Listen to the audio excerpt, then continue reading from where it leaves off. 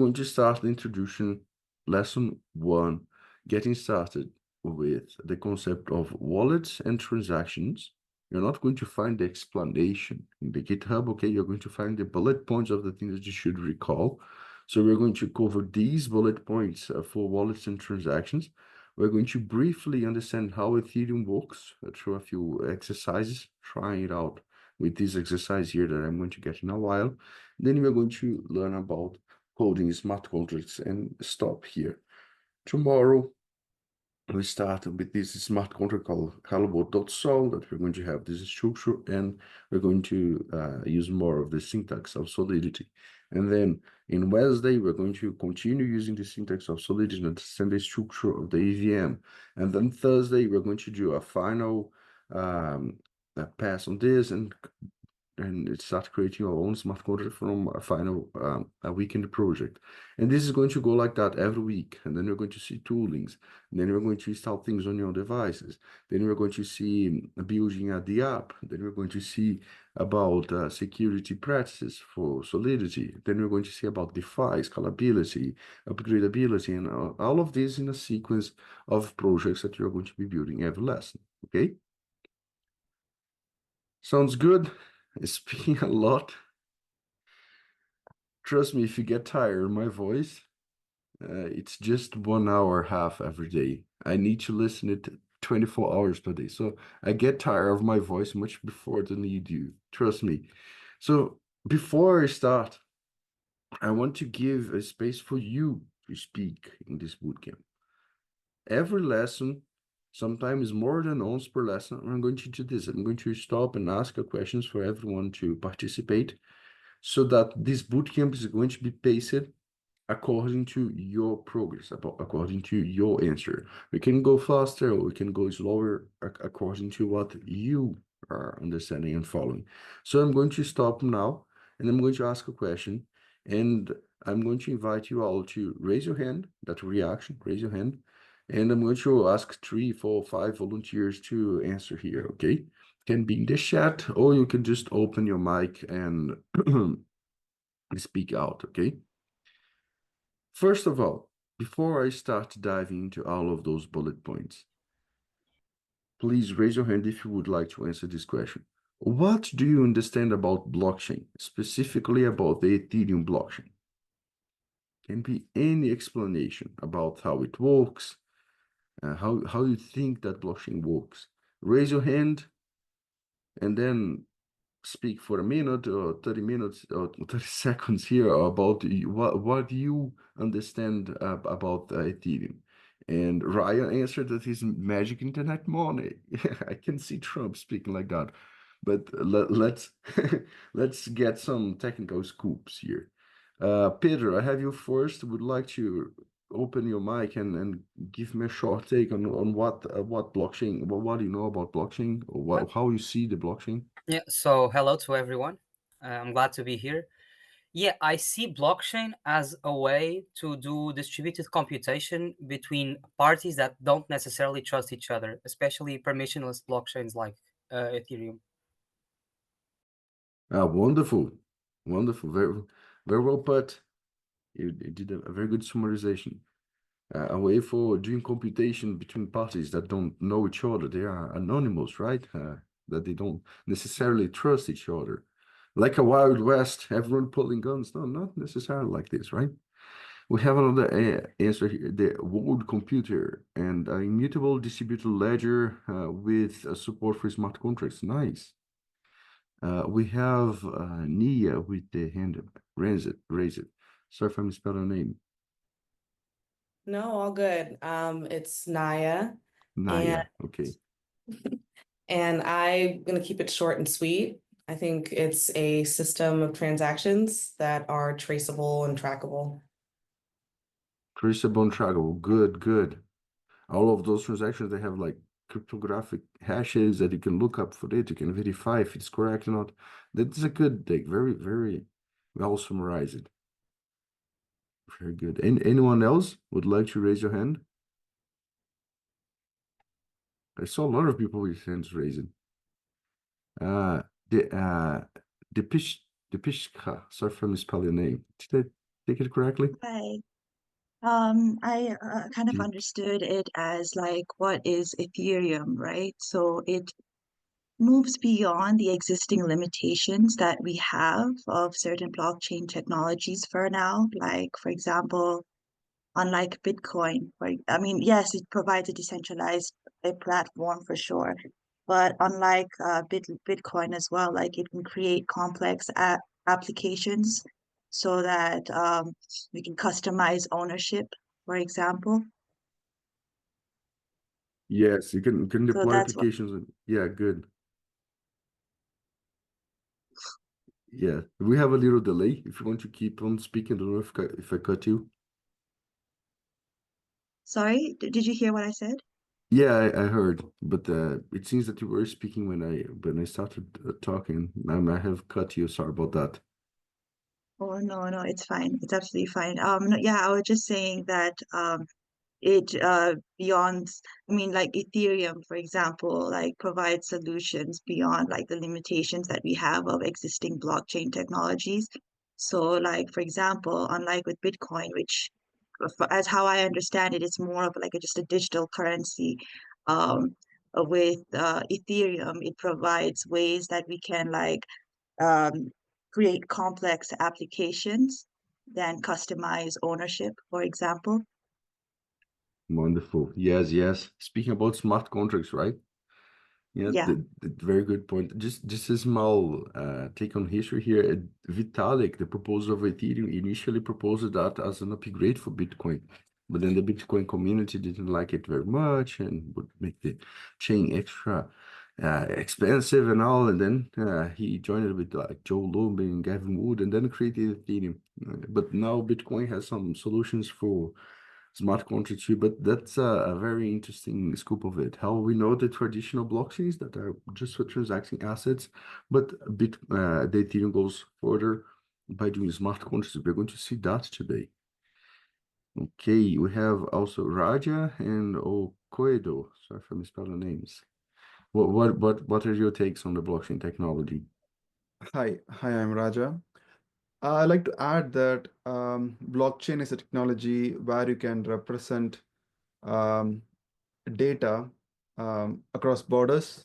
Uh, so basically, it's a way to represent decentralized data across borders. And also, it gives you a facility to change the data in a deterministic way across many computers through smart contracts. So I want to add that. Yeah, exactly that. And the tricky part is how we coordinate all of these computers for doing the same computation without anyone cheating, right? We're going to see this. Very, very good take, Raja. And am I spelling your name correctly? Okoedo. You can call Yeah, me yeah, Trust, I guess, yeah. right? Okay. Yeah, you can call me Trust. Okay, I just good. prefer Trust. Well, for me, I'll say Ethereum blockchain is specific. Is a distributed ledger that is immutable and is able to support smart contracts. So it's not just a distributed ledger, but it's also able to support smart contracts. That's the innovation that Ethereum introduced into the blockchain technology. Distributed ledger. Perfect. Can you Very hear me? well put, too. Very well put, Trust. Hello, guys. Very good. I have a few other answers in the chat too. A peer-to-peer network connecting participants, propagating transactions on blocks of verified transactions. Good. A set of nodes constructed in Byzantine consensus. Yes. Byzantine fault tolerant. Yes. Very good. All of these are correct answers. Okay, they compose to create an image of blockchain. But why I wanted to make this scoop first, and more important than anything else, if you don't understand those terms yet, or if this is still confusing for you, no worries. I'm going to do 3, 4, 5 steps back, and you're going to start from zero. Okay, from zero now. Okay, don't worry. So blockchain has been there for a while, more than a decade, and we have seen all of these explanations out there, almost 20 years now of no, actually, yeah, 2025, 2015, yeah, almost 20 years since 2009.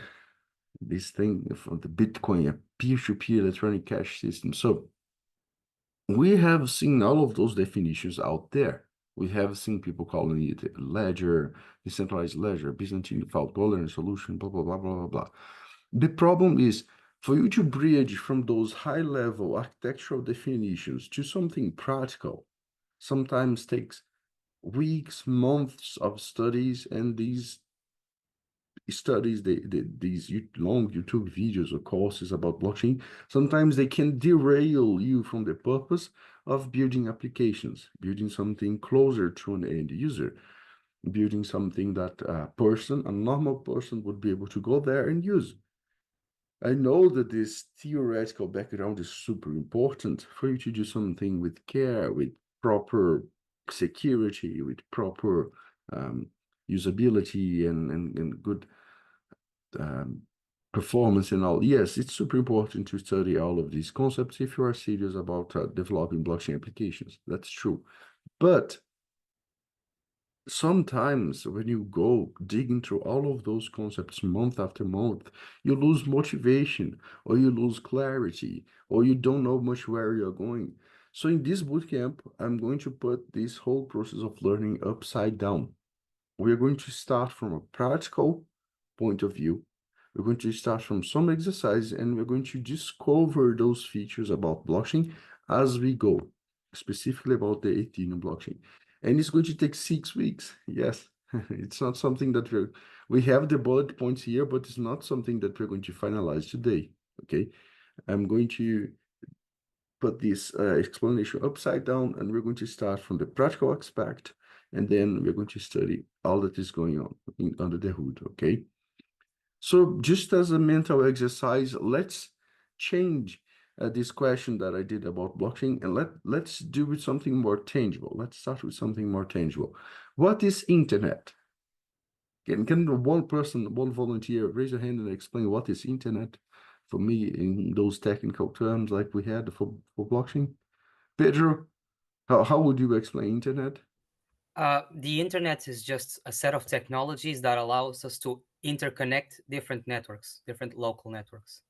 Local, yeah, different, yeah. To interconnect different local networks. Okay, good. Yeah, you explain kind of high level, okay, If you but want a difference, like I'm a networks engineer, so can no, give you yeah, a I more was explanation. expecting a super technical explanation, but you did a high level explanation, which Oh is good. yeah, like super technical. I would say the internet connects so networks that are directly connected, like L2 levels, like Ethernet or like your Wi-Fi network at home, and it allows you to communicate with those same type of networks, the ones with Ethernet or at Wi-Fi, but everywhere in the world. Want more? Wonderful. No, that's great. And then communicate through HTTP protocols or TCP protocols, blah, blah, blah. So thanks a lot, Pedro, for participating. This is just a mental exercise, okay? The internet, the definition of internet is not important for today's lesson. It's just a mental exercise. We can explain internet with all of those technical terms, explaining the architecture, the same way that we can explain blockchain with all of those technical terms, yes. But for a non-technical person, we could just say, now I'm going to present my screen here again. I can just say that the internet is a place that you can search for cat images, and you're going to see a lot of cat images that are not in your computer, are not in your device. Okay? I know that the internet is not 100% about this, but at least half of the internet is indeed cat pictures, right? So this is something that I can explain for my grandmother. This is something that I can explain for a non-technical user, right? Of course, it doesn't explain how it is working. It doesn't explain what is going on, how these cat pictures are being fetched from a centralized server and indexed by Google and blah, blah, blah. Of course not, but it is visual. And not now that I got your attention, I can explain more things and ask you to do more stuff. You see, so the same practical point of view that we're having about the internet here, we're going to have about blockchain. We're going to skip a lot of technical explanation about the things just to discover them later in a more practical point of view, okay? So without further ado, let's start the lesson by creating a wallet. We're going to use MetaMask, but you can, just like I searched for cat pictures, you can search for Web3 wallets on Google or anything. We're going to find many of those of these wallets. You have quick node list of wallets. You have MetaMask that you can install. That is Kraken, Binance Wallet. That is Coinbase Wallet, Trust Wallet, Rainbow Wallet, non-Rainbow Wallet. There are many wallets out there that you can find. For this bootcamp, I'm going to suggest this one called MetaMask. Okay. We are going to see here in the definition, you can search for it or any other wallet that you would like. And this is going to be an extension in your browser, okay? You're going to install this extension in your browser. I have it installed here already. And this is going to create a key pair, an address key pair, actually, that is going to create your identity in the network, okay? This is a bullet point that we have, a public-private key pair, actually. By installing this, I'm going to give you a minute or so to do this. You are going to have this extension in your browser. This is a slightly different version, MetaMask Flask, but it doesn't matter. You're going to have an interface similar to this, where you are going to have an account with an address, and you're going to have a balance here. This is similar to a bank account, for example, Stripe account or PayPal account or whatever. It is something that gives you control over your digital assets. This is going to be your identity in this network, where you're going to hold your assets. You're going to hold the control of your information, okay? So go there, metamask.io, install .io.com, I don't recall. MetaMask.io, yes. Go there and install this extension, or you can use any other similar extension if you want for us to use in this bootcamp. And let me ask you some questions in the meantime. I need just one person at least that have the MetaMask installed. Do we need to provide or information like email address or home address or name or anything when creating the MetaMask wallet? Nothing, right? We don't. No. Okay. If you don't have the wallet, you can go creating it in the meantime, okay? You're going to see, you're going to do a mnemonic, a lot of words, blah, blah, but you don't need to put your personal information. So how does MetaMask know that you don't have an account yet? How does it know that you're not like creating a second account and having a duplicated user? Pedro, want to take this one? Yeah, it doesn't. I mean, we just connect different wallets to it, but that's the whole point, is it doesn't know. Oh, okay, but what if I happen to create a wallet that someone else already have this wallet? What But happens? you wouldn't have the private keys to it. They are probably stored in Okay. the browser, I would say. I don't know how it works. I had already used it, but I would say it stores it with you, no? Yeah. Let's just spark this discussion. Javier or Javier, do you want to Hello, yeah, completely? Yeah. Javier. Yeah, I think they know because of the public address, maybe because they gave you like an ID for you in the blockchain, I think, and maybe they save that in your browser for it, and then Nice. they know that you have an address there, and they, you have an ID for all an identification for all of this. I think that's what's happening. Let's definitely discuss about this. Okay, that's good. So we're going to see a very important part of how blockchains work just by creating a wallet. We didn't even interact with the network yet. But just by creating a wallet, we're going to be enlightened about a way that the blockchains work. We have, sorry if I misspell your name, Dibashirin Aranvinit. How may I pronounce your name? Sorry about this. I see you speaking, but your microphone might be muted.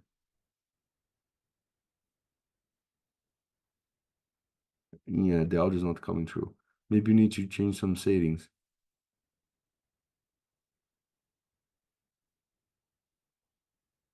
Yeah, right now, people, we are in this bullet point, creating a public-private key pair. So if you don't have your MetaMask installed or your wallet installed, you can take a while to install it right now. And while you do this, we are doing a short discussion about how these accounts creation, how they work. Because we don't give any personal information. I don't give my name, I don't give my email. So how does it check if I'm not creating a second account for me? Okay. Yeah, Johnson, you want to speak here Yeah. while we Yes. discuss? Okay. So each address having a private key. When you install the MetaMask has give a mnemonic words. So one account based on that mnemonic words. But you can create different addresses. Each address will have each private key.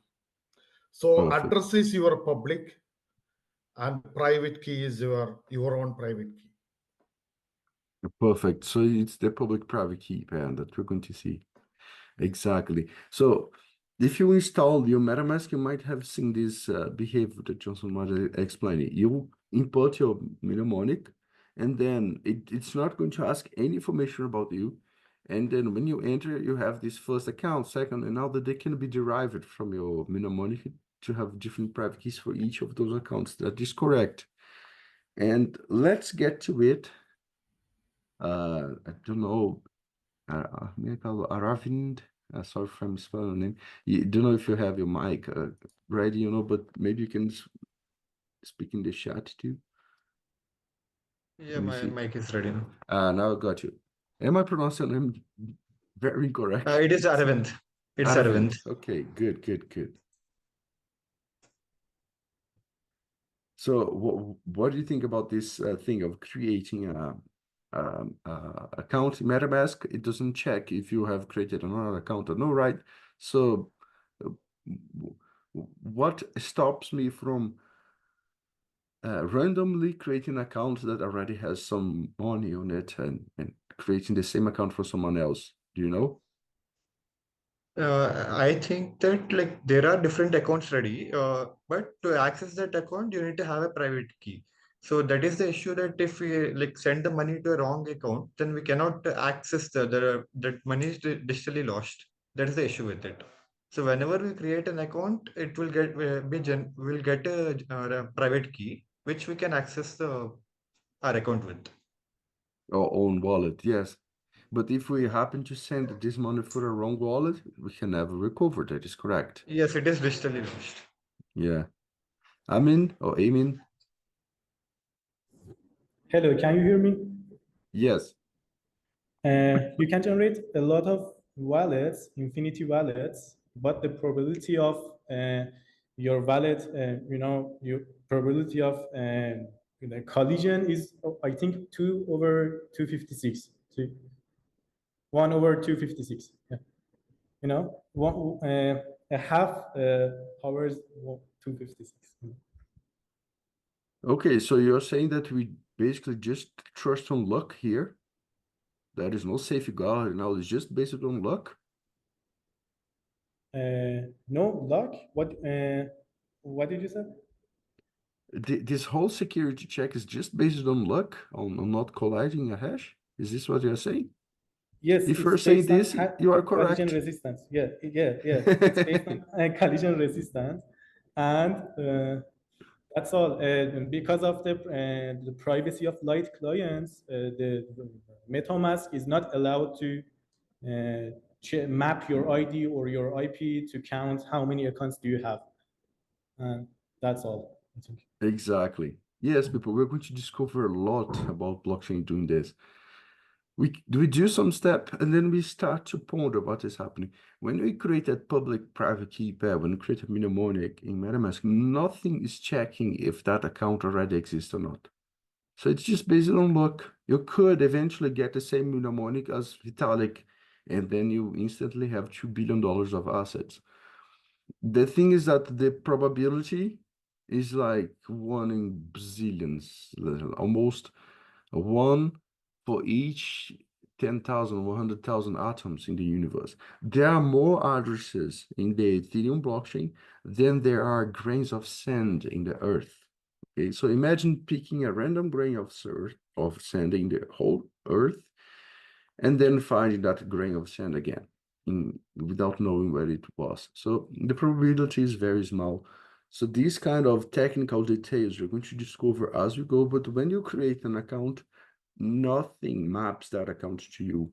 It's just a random account that you picked when you created your wallet, and then you're going to use it for signing transactions later. Okay.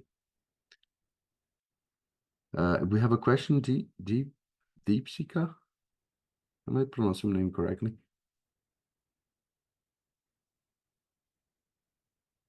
Okay, we are going to have 6 weeks of lessons, people. So eventually, I'm going to get your names. Please don't worry if I get it so bad. Deepshika, you're muted. Sorry. Oh, thank you. No, I was saying you can call me Layla because it's Leila. easier and that's what people call me. Yeah. Okay. So, but I was saying there are ways to verify it in a sort of sense, right? Like, I don't know if I got the question right or if I'm like falling through, but like, for example, when we were depositing the USDC for this course, then on Polygon scan, we had to input the hash address of our transaction, right? So there are those ways to verify it, that the money in fact has gone through from us and so forth. Yes, yes. No, 100%. For now, we're just creating the wallet, and we are seeing this how this works. But we're going to see all about that smart contracts, the addresses that they have that they can verify, the blockchain export, and all of that. Okay, thanks, Laila. You said right? Layla, yes, thank you. Layla. I might need 3 times to remember this. Sorry about that, but eventually I'm going to get it correctly. So now we're going to see that in practice by sending some tokens. The problem is that those tokens, they are financial tokens, they are monetary enabled, so we would need to buy. And everyone here is super rich, right? We have millions of dollars at our disposal to waste in cryptocurrencies, right? Of course, no, I know maybe some of you, but definitely doesn't apply for me. So instead of buying those tokens with money and credit card and all, we're going to use something called testnets that you can enable in MetaMask and most of all the wallets by picking this drop down on the network selector. And then you can enable this toggle for showing test networks. And you can connect to Sepolia or all the testnets that you would prefer. Why these testnets are different from the mainnet? They operate the same way, but the thing is that for testnets, you can get free tokens by using Faucet. You can search on Google like Sepolia Faucet or any testnet Faucet, and you're going to find a list of those. And there are even faucets from Google itself. Like, yes, Google is distributing tokens, testnet faucets. You can put here your wallet address. I'm going to copy my wallet address here from my account 1, and I can ask free money from it. Paste, and I can ask. Okay, it's that simple. I've asked 0.5 ETH. So now I can use that to buy a computer or to buy games or to buy pizza, right? No, this is just fake money. Okay, these kind of faucets, they give you fake money for you to test how to interact with the blockchain. Okay, so this is why I suggest us to do all of these things in the test net. Okay, we're going to connect to Sequoia testnet. We're going to fund the wallet with the faucet so that we can send these transactions. Okay, if you are super rich, you can do all of that in mainnet. The tokens price go up, but here we're going to do things canonically in testnet. And I'm going to use one transaction as an example to explain how Ethereum works. So if you want to drop me your address, let me copy my address here. I'm going to send in the chat. I'm going to use one of you as volunteer as an example. So drop me your address. Johnson. Okay, that was quick. Oh my. Okay, drop me your address. I'm going to send. It was like very quick. You had it already in your clipboard, I bet. So I'm going to send you some money, some assets, just as an example, okay? You don't need to worry about taxes and filing tax forms because it's just a testnet transaction, okay? But I'm going to send you a huge amount of money, okay? I'm going to pick Johnson's address. I'm going to paste it as the destination, and I'm going to send 0.0001 ETH. A lot of money. Take a zero out. 0.001. That's good. And then I'm going to approve this transaction by signing with my private key this transaction and broadcasting to the network. Okay, do we have a question here? Johnson, you want to ask something? No. Yes, you have. Okay, no worries. You have an open mic, just so you know, okay? So this transaction is pending. I have broadcasted it for the network. It's not like a bank transaction that I sent for my bank and the bank is going to confirm. No, I'm broadcasting this transaction openly for the network. Eventually, someone is going to see that transaction and is going to say, this is a good transaction for me, including a block. And then it's going to pick this transaction, it's going to put in a block for processing the network, for processing the new state.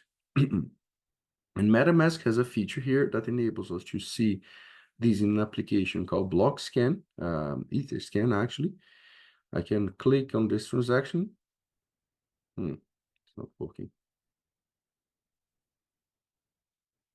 Can click on this transaction. I should be able to click on this transaction. Yeah.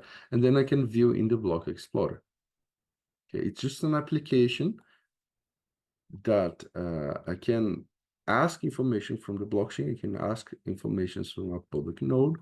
And this is the transaction that I have coming from my address to Joshua's address.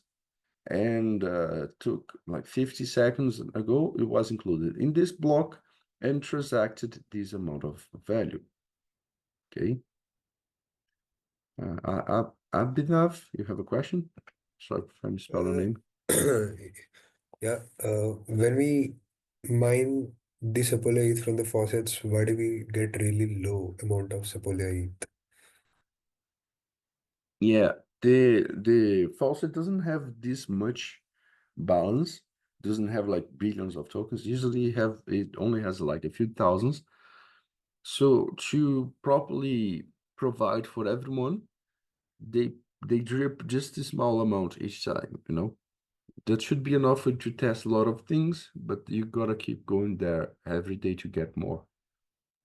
So the number of Sepolia ETH tokens in the market is constant. Sorry, I didn't get your question. The number of Sepolia ETH tokens in the market, is it a constant or Yeah, it it is the varies? same thing as ETH. There is a issuance and burn mechanism, and the Sepolia testnet is mirroring everything that's happening with Ethereum mainnet. So that is the emission of Sepolia. You gotta mine it, you gotta collect it in a reward. So the whole process of acquiring these tokens for putting in a faucet is a little complicated. So this is why they dispense it in small quantities so that we can have enough ETH for everyone, okay?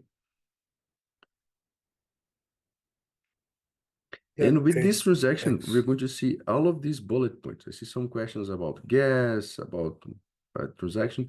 We're going to see all of this, but the EVM. We're going to see explaining Etherscan, transactions, gas, all of this.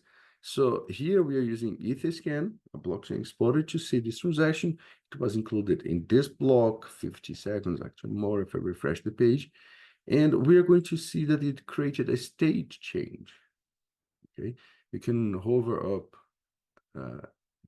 or roll up actually, to see the overview in the state, and we're going to see that 3 changes happened.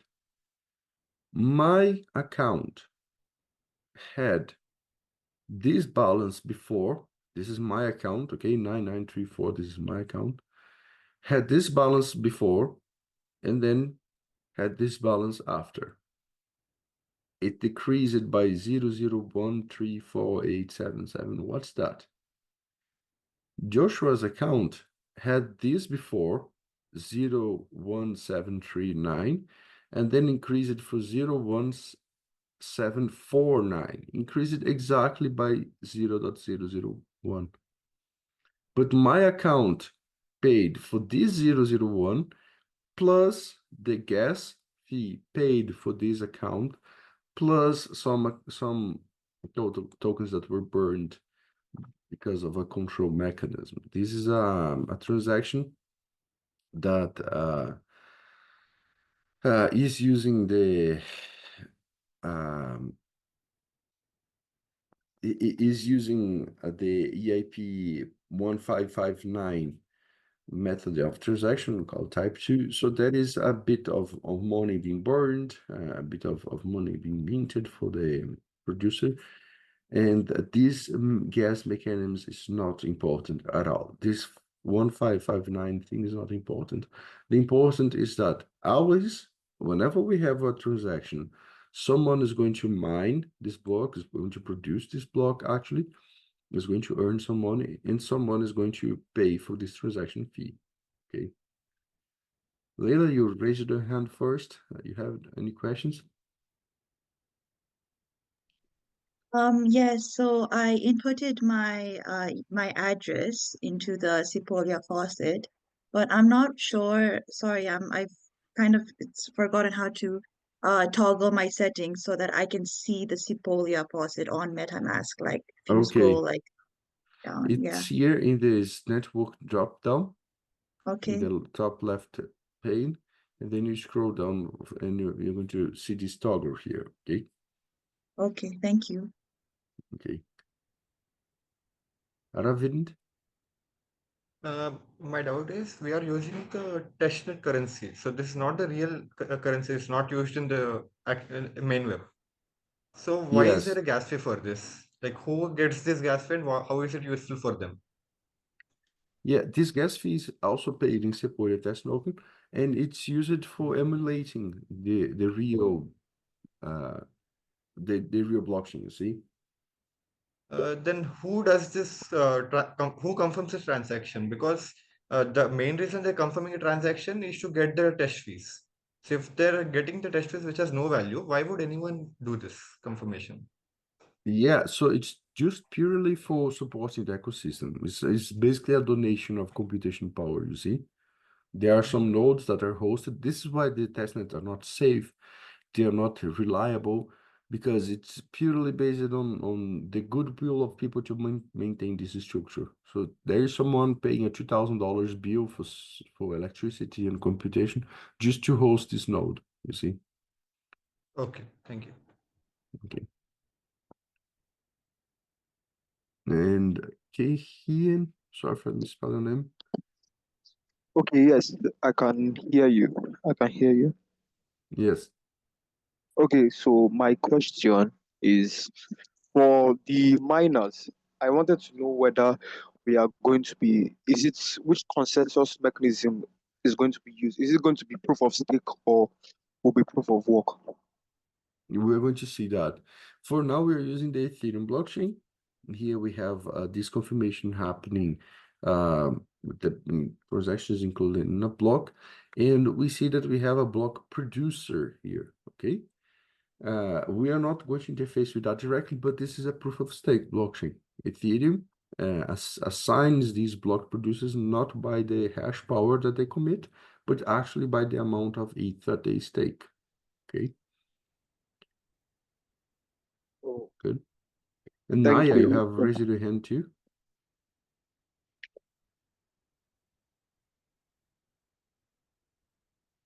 You're still muted. Okay. Yeah, sorry, it wasn't coming off of mute. Yeah, So so I don't know if I'm jumping ahead, but I wanted to know a bit more about the purpose of burning. Why is ETH burned on every transaction? And I've seen that with other tokens and other chains as well. yeah. This is a technical detail about the 1559. Okay. I mention it because whenever I'm explaining this stage difference, the math is not good here. Like I have 1 increasing, 1348 decreasing, but 00315. So where the money goes here? This is just a technical detail. I wish we could skip in this first lesson because it's totally not important, but this is introduced in this EIP 1559. That is just a mechanism for the blockchain to incentivize block producers to come and produce blocks when the network is congested, and to create a savings, to create some reserves when the blockchain is more stable, less utilized, less heavy, more lightweight. So when no one is using that much, the blocks are kind of empty. The blockchain collects these fees. And when the blockchain is heavily used, the blockchain can mint some new tokens to incentivize more miners, more block producers actually to validate those transactions. Okay. So it's just a monetary mechanism. It's not important to how the blockchain works here. Okay. We're going to have a whole lesson about scalability later. For now, I'm just introducing a first transaction. So we see that we send a transaction, that we pay gas. This transaction needs to be included in a block. I don't use the transaction directly. I use the block that has the transactions. And then we can know that the transaction is correct when we reach the consensus about this block. And if we have enough blocks produced, we can consider that transaction final. Okay. Let me click on this block number. I have a lot of transactions inside this block. It was produced 10 minutes ago, according to the Etherscan here. And it is saying unfinalized, but it's sake. It's unlikely to be reverted. And here lies the whole thing about blockchains.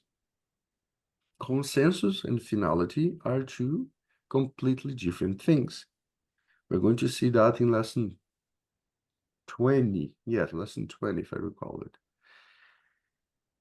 We need to consider that not all information that is in the blockchain is final. Things can change. Reorganizations of blocks happens sometimes. So if you pick an older block, for example, block 7,000, we can say that this block is finalized because more than 1/3 of all the validators' stake is vetting for that block. But if we pick a more recent block, like this one, it is not 100% finalized yet, but it is unlikely to be reverted. So it's our likelihood. You never know 100% safe that this information is there and it's forever. Okay, it can be reorganized. All of the cryptographic signatures are correct, but the consensus is a little trickier. Okay. So all of this discussion of this blockchain is faster, this blockchain can produce more blocks per second, okay, but the finality aspect of it is the most important. It's not the actual amount of blocks that you produce. We're going to see all of that by lesson 20. Okay, in a single transaction, we saw so many things, right? And we had this state change happening from that transaction. Let me come back here. This tab of state change where a person lost some money, another person gained money. Actually, one person lost money my account lost money, and two other persons gained money. Okay, one the receive, Joshua, and the other the producer. Okay.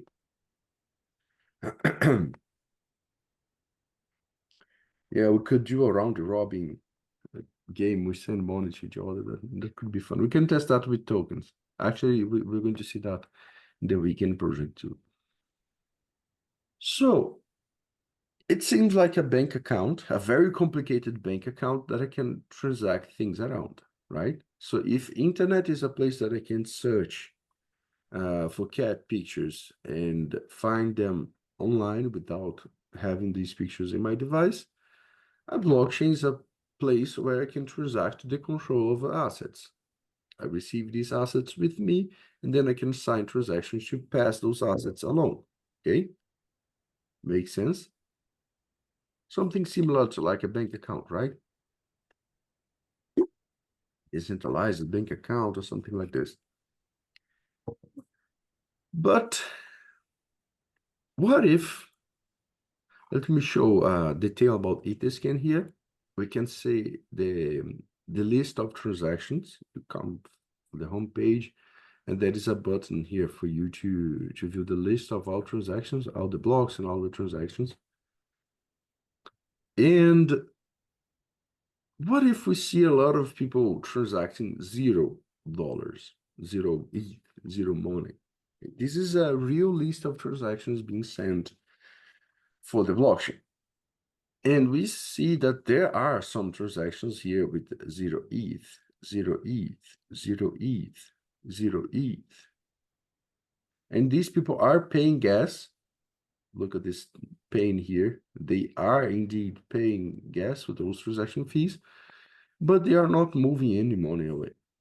Imagine you go for your bank manager, your account manager, and you say, I have a special transaction today. I'm going to send $0. What's the point, right? Maybe you're sending a message, an encrypted message. Maybe all of these people are like spies that they are using the blockchain to communicate between themselves.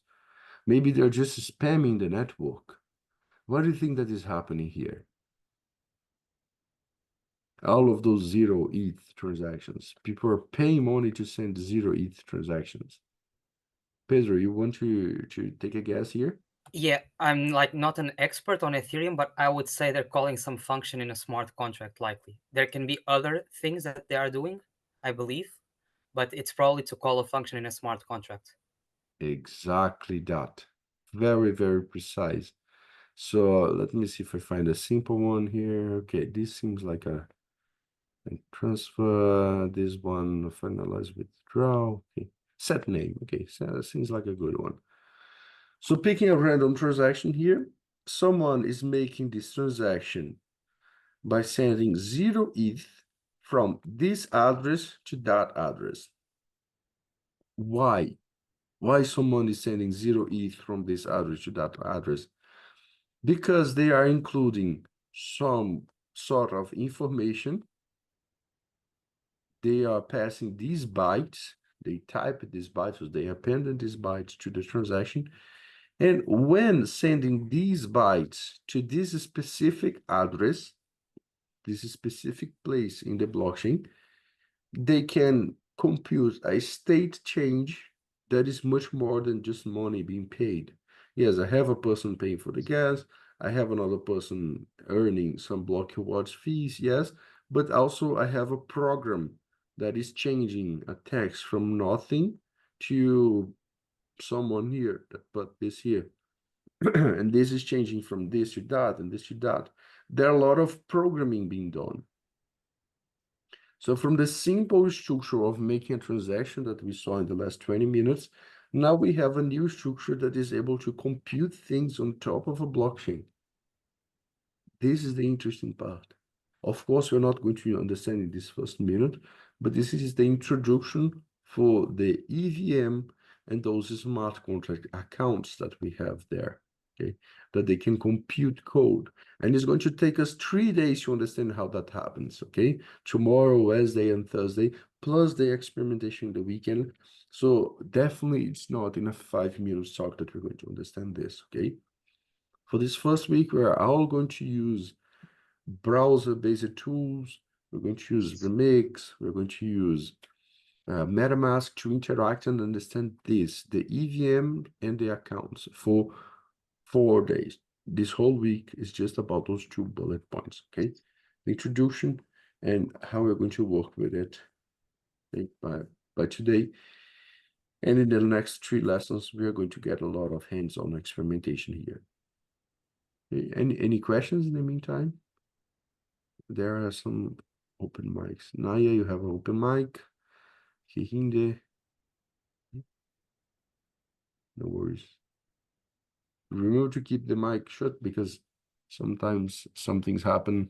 We had experiences in the past of unwanted noises in the background. Let's avoid this. Need to be extra careful when sharing screen too, right? Have you seen the near screen screen share last month, I guess? Yeah, keep your mic shut, keep your computer safe when presenting screen, and everything can go well. If you haven't, don't check for it. It's not cool, but if you know what I'm speaking about. Okay. Yeah, I know this guy Cameron. So let's get started with this, the EVM and accounts. Let's try it out by doing one smart contract transaction with this application called Uniswap. Okay, we're going to interact more with this in the lesson 20. Okay, now I recall, in the lesson 22. The lesson about scalability is not lesson 20, okay, it's lesson 21. 21 is scalability, 22 we speak about DeFi, 23 we speak about upgradability, and 24 about security and IPFS. So just correcting what I told before, it's not lesson 20, just recall. And this Uniswap, we're going to see more on the lesson 22, okay? For today, I'm going to use it briefly just to demonstrate this smart contract call. Okay, there are many other examples of smart contracts that you could use. Here, I have connected my wallet. You can go for app.uniswap.org if you want to test it there. And I'm going to swap some tokens.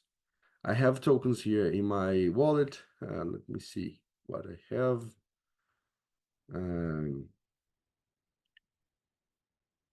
I have some tokens here. I have these uni tokens. Yes, I do have uni tokens. Good. And I'm going to swap for, I need to select the testnet, Sepolia. Okay. And I'm going to swap for USDC in testnet. Okay. Let me swap 0.001 uni in testnet token to 1374 USDC. This is like a currency exchange, people. This is something like, let me do it. No, that's good. This is something like an order in an exchange. Okay, we have a little problem here. Let me do like this.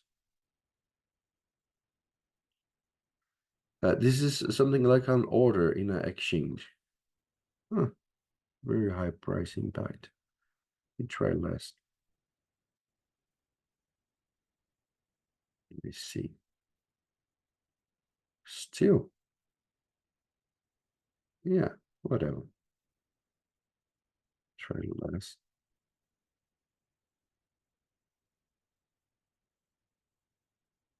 This is a test net transaction, so it's not a very good, not very well designed, but I'm going to do this transaction, changing this token for that other token by conforming this transaction in my wallet, okay?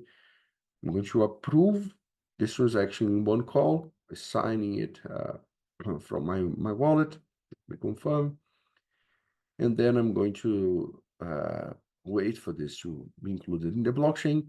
This is going to be a smart contract call, and then I'm going to do another message later, and I'm going to see that in the blockchain explorer. Okay, if this swaps goes well, I'm going to receive 001 USDC in this test network. It's not something that has monetary value. Indeed, it's just testnet to USDC, but it's going to be a good example of an operation. Imagine here that this could be any kind of program. Could be a game, could be a ballot voting, could be an exchange of a currency exchange like I'm doing here, could be a DAO governance, could be an AI agent doing calls, could be a lot of things. Here I have completed this transaction, and look what happened. I have sent 0 ETH from my address to this smart contract, and it resulted in all of these operations. This is a smart contract call. This is a transaction that is not going to exchange money. I do pay a bit for sending that transaction. So I paid some fees, someone received these fees, but a lot of programs were triggered or were changed. For example, this smart contract called USDC. We had some values stored in it. For example, there was a number here, and then this number decreased to this. And then there was this number here, and then it increased to that. And then there was this number here, and then this number increased to this. This is my balance of USDC now. I have this storage address, this crazy number here. It is my balance representation inside this address. We're going to see that next week. You don't need to worry about tokens for now. Actually on week 3, I guess. So you don't need to worry about the token content itself for now. It's just that we have made a smart contract transaction that did some computation around here and producing an output. This could be any kind of application out there. Could be, like I said, could be a game, could be a voting thing, could be a ballot, could be a lottery, could be governance, could be a lot of different things happening here, okay? And yes, it's possible to alter the market. There are a lot of scams out there. We're going to speak a lot about DeFi in the lesson 22. This bootcamp has nothing to do about cryptocurrencies, okay? We're going to see blockchain, yes, but it's not about making money, about trading, about launching your tokens, blah, blah, blah, okay? It's about technology. It's a EVM technology bootcamp. What kind of trades, blah, blah, blah, you're going to do it. It's another subject. We're going to speak solely about applications here. Okay, so this was one example of a token swap. Okay, we saw what is a state change inside a smart contract operation. Questions here about what happened? Did you try this on your side? Pick some tokens, try to do a swap, see how it goes. Kehinde, you have a question? Am I spelling your name correctly, by the way? Yes, you didn't actually pronounce it well, but you can call me Browns. Browns, okay. Sorry about that. Okay, it's fine. It's fine. Thank you. Okay, so my question is, when you were trying to exchange using the tokens from Uniswap to Ethereum, I wanted to know why it was bringing out those errors before you actually clicked on the button.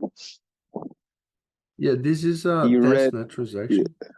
Yeah, it is a testnet transaction, so there's not much liquidity in the Uniswap for testnet. So sometimes Uniswap, specifically about Uniswap itself, it throws some errors, like you are moving the price too much and something like that. So swapping smaller quantities sometimes is better than swapping big quantities. So this is why I reduced the amount just to see if it's working. Okay, thank you. Okay, again, we're going to see more about that in lesson 22.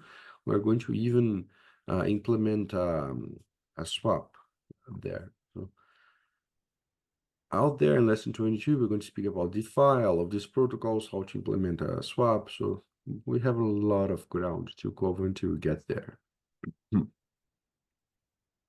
At the end of this bootcamp, you will build on Web3, okay? You are creating the app, all of that within this bootcamp. Okay, let me see if I haven't missed some questions. Okay, good. So let's use this tool called Remix to understand a bit more about those smart contracts. Okay, we have about 10 minutes, little more, to do this last step. I want to introduce you this tool and this documentation just so we get started tomorrow with this step of compiling and deploying a smart contract. Okay, we saw here how it works. Now I want to give you the tools for creating one smart contract for yourself. Okay, so we are not going to use Uniswap more this week. We are going to use Etherscan a bit, but let's forget all of this interaction that we did and let's start anew. Fresh start. We're going to use this tool called Remix. It's a web-based IDE. You can even install it on your computer if you want, but it's not needed. And you can use it in any of those browsers, Firefox, Chrome, or Brave. It's not possible to use it as well in Safari, okay? If you're using Safari on Mac, please switch for Firefox, Chrome, or Brave, or anything Chromium-based like Edge browser, something like this. It should work. And then you're going to open this Remix IDE in your browser online. You don't need to install anything. And with this IDE, you're going to see this interface. We are not going to dive deep on the interface itself, but there are all of the documentation here, the explanation. So how to navigate to Remix. There's a whole explanation about that. The icon panel, the side panel, the main panel, the terminal, what to do in all of these, what are the tools, okay? So in this bootcamp, we're going to use the File Explorer tool, the Solidity compiler, and the deploy and run. We're going to use this a lot this week. So I do suggest that you give a read in this documentation, and I'm going to explain about Solidity, okay, an object-oriented high-level language. So this documentation is going to be very important. Get used to this documentation as soon as possible. You don't need to read it all, but at least get familiar on where each information is, because it's going to be the main subject for us to study for the next few weeks or so, okay? I have those little homeworks that I'm going to speak about. Okay, so these two links are the most important for today. The reference for Remix. Get this documentation open on your computer, and the documentation about Solidity itself for us to get acquainted with the syntax, okay? And we're going to start with one simple contract called hello world.sol, and we're going to code it with Solidity, okay? There are other programming languages. The important part of creating a smart contract is creating the bytecode, and Solidity is not the only language that enables you to write bytecode. In fact, you can even write bytecode directly if you want, okay?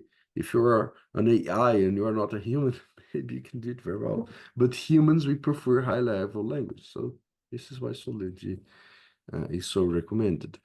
So you're going to open Remix on your browser. You're going to click in this button for workspace actions here, because when you open Remix for the first time, you have this default workspace that is loaded with things, this folder, this other folder now. I want to make it simple, so I'm going to create a new blank workspace by clicking this button here, okay? Go here for workspace actions and create a blank workspace. You can give it any name, like Encode, EVM 2025 Q1, or whatever name that you want to give for this workspace. And it's going to be clear, empty now. You can select the workspace here in this dropdown. So anything that we do now, all the files that we do are going to be stored inside this workspace, okay? Just for organization. And we are going to create this file called hello world.sol.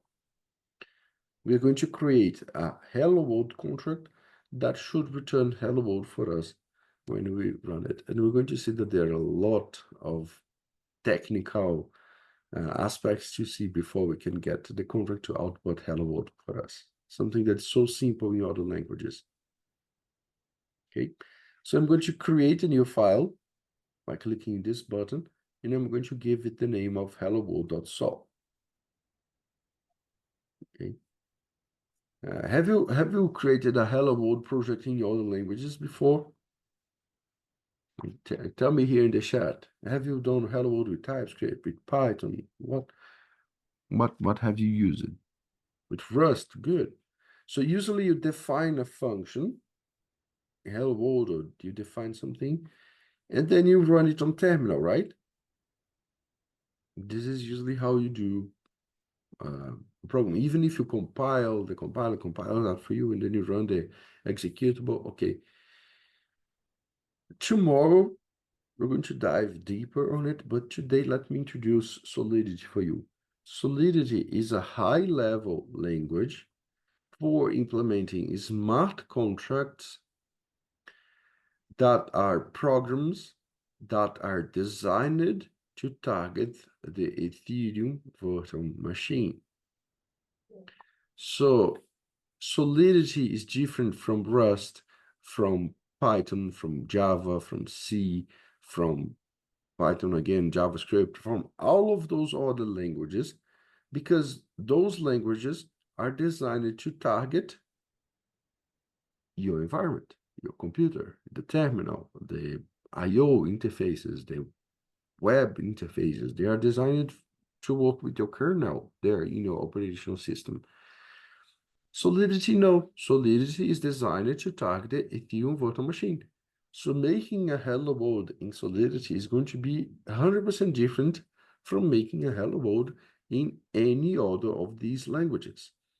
It is influenced by some of these, by C++, Python, JavaScript in some parts, but the workings of Solidity are different from doing a hello world and printing the console, okay? We're going to see that more within this week, but the components of a smart contracts in Solidity, they are designed to target the EVM and not like printing something in the console, okay? So we're going to start with this code reference. I have about 5 minutes, okay? We're going to start with this code reference. We're going to use this inside this file, just paste the contents there. Okay, exactly like this, those 10 lines of code. And we're going to use this tomorrow to explain the syntax of Solidity and what is happening. We're going to see how to compile this to bytecode, how to deploy that to a local environment, how to deploy that to a testnet blockchain, and how to interact with these smart contracts, okay?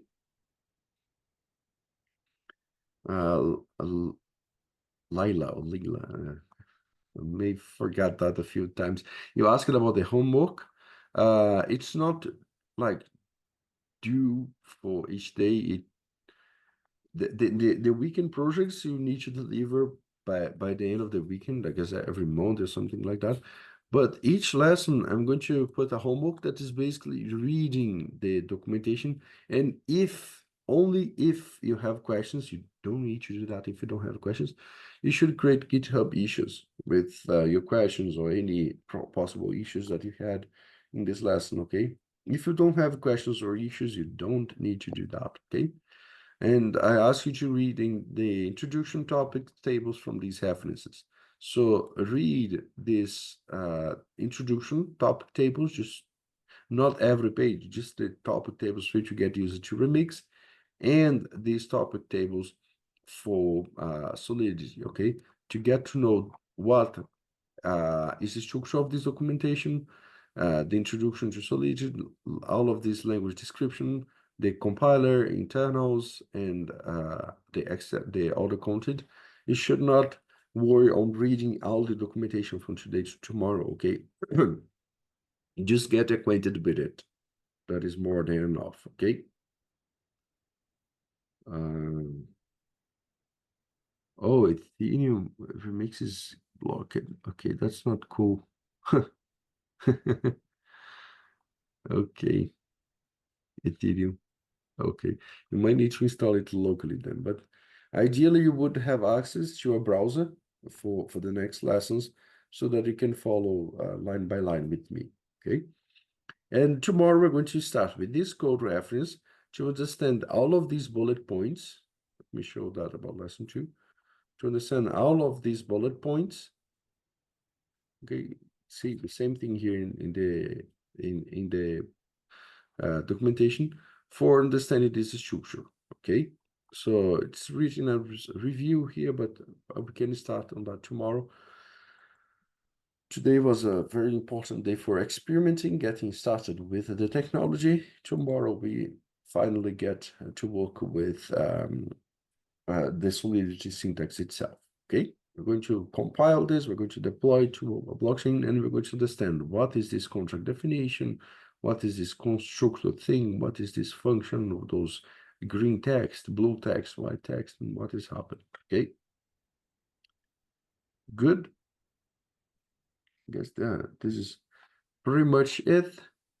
I have some other questions here. Attendance now, Encode is tracking the attendance. Just to clarify one thing, people, I can try and help as much as possible with the submissions and attendance and all of that, but the Encode is taking care of all of this officially. So ask for Nevin for the program managers so that they can help you with all of the necessary paperwork and things for granting you access and all. I'm just a teacher. You can reach out to me, and I'm going to try and point you in the correct directions, but ideally Encode is going to sort all of your access problems and all of this, okay? Good. So I just suggest that you go over these bullet points before tomorrow's lesson, review the content, read the documentation, and you should be ready to go, okay? For today, this is it, people. I hope that you have enjoyed. Any questions or any issues, please feel free to post it here in the issues tab. Feel free to reach out in the Discord channel too, so that we can make sure that everyone is ready for tomorrow, okay? Thank you, everyone. Bye-bye.